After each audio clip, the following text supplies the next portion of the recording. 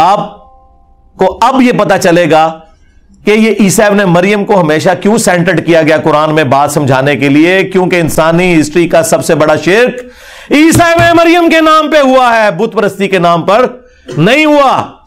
آج بھی 90 کروڑ ہندو ہیں اور کرسچنز 2.25 ارب ہیں۔ یہی وجہ ہے کہ اللہ تعالیٰ نے عیسیٰ ابن مریم کو سینٹرڈ کیا، تو بھائی عیسیٰ کے جیسا ہے ہی کوئی نہیں، تو آڈے سارے بابے شاہ ہی کوئی نہیں۔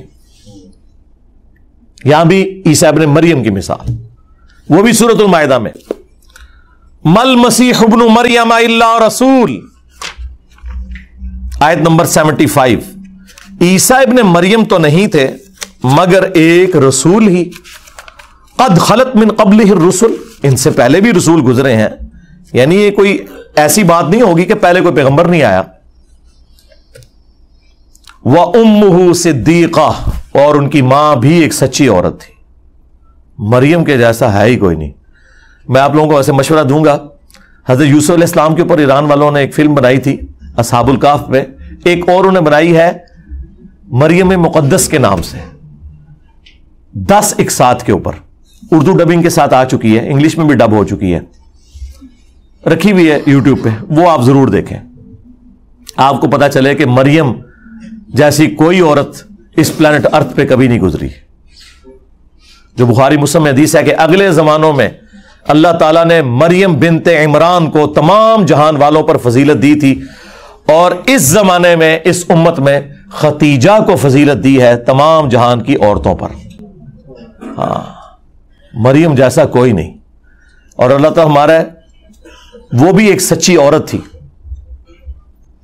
کانا یاکلان الطعام، اور دونوں کھانا کھانے کے محتاج تھے، دونوں روٹی کھاتے تھے۔ کون؟ عیسیٰ اور ان کی ماں۔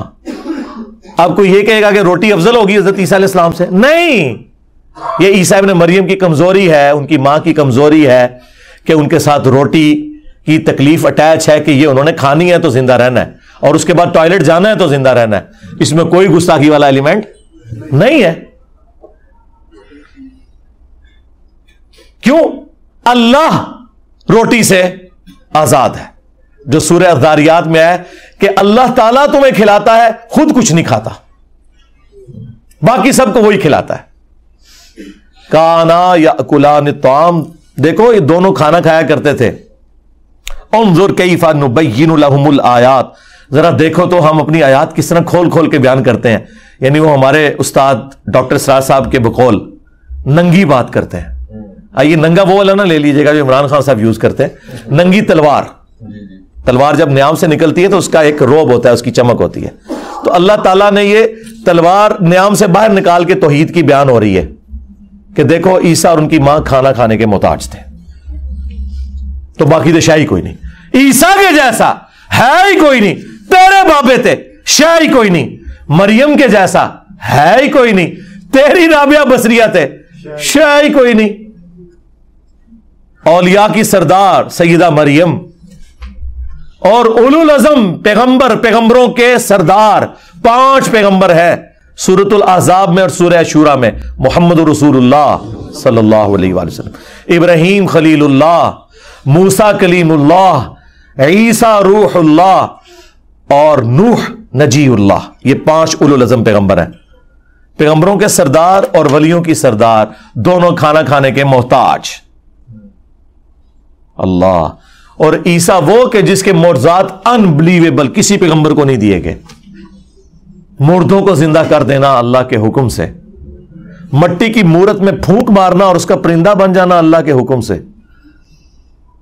اندھوں کی آنکھوں کو جہاں ڈھیلے بھی نہ ہو ہاتھ پھیرنا، آنکھیں آ جانا، اور جو کوڑی کے مرض کے لوگ لا علاج بیمار، آج کل کے آپ سمجھ لیں 4th سٹیج کینسر کے مریض، ان کو اللہ کے اذن سے شفا دے دینا، یہ وہ معجزات ہیں جو سورۃ المائدہ میں سورہ مریم میں آئے، لیکن اللہ کہہ رہا ہے کہ وہ بھی روٹی کھانے کے محتاج ہیں۔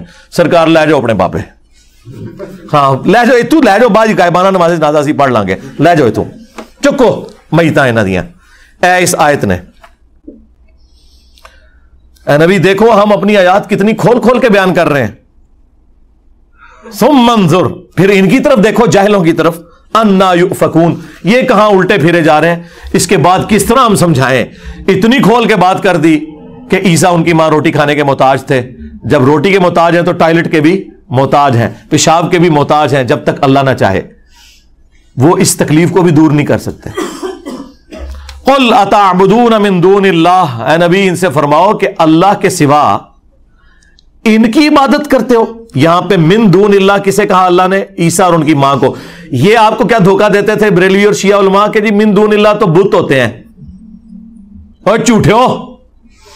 मिन दूनिल्लाह हर वो हस्ती है जो अल्लाह के मुकाबले पे लोग खड़ी कर दे, उसमें उन हस्तियों का कसूर नहीं है। यहां पे अल्लाह ने ईसा इब्न मरियम और उनकी मां को मिन दूनिल्लाह कहा। कहते हैं हाँ ठीक है, मिन दूनिल्लाह वाली बात आपकी सही है, हमारे बाबों ने हमें झूठ बोला था। अगला भी झूठ था हम दसने जेड़ा तुसी बोलोगे सानू पहले ही पता है। कहते हैं देखें यहां तो है कि तुम इबादत कर रहे हो ईसा और उनकी मां की, तो हम तो देखें बुजुर्गों की इबादत नहीं करते, हम तो कहते हैं वो अल्लाह के बंदे हैं, हम कहते हैं अल्लाह की इताअत से करते हैं, हम तो कभी बुजुर्ग को सजदा भी नहीं करते, हम तो अल्लाह ही की नमाज पढ़ते हैं। हमने इसके जवाब में क्या कहा था? ना, पुरानियां गल्लां, पुराने बहाने, पुराने बाबे, आगे पढ़। माला यमलिकु लकुम दर्रन वला नफा, वो हस्तियां ईसा और उनकी मां जो ना तुम्हारे नफे के मालिक है ना नुकसान के मालिक है। छड़ दो गाल के इबादत हो रही है कि नहीं हो रही? अल्लाह कह रहा है ईसा और उनकी मां किसी के नफा नुकसान के मालिक ही नहीं है।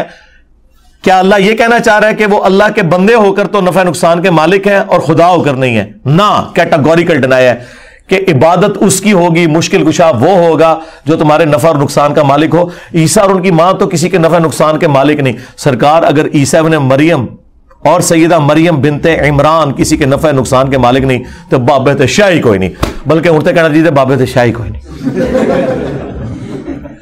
मारते रूहानी तौर पे।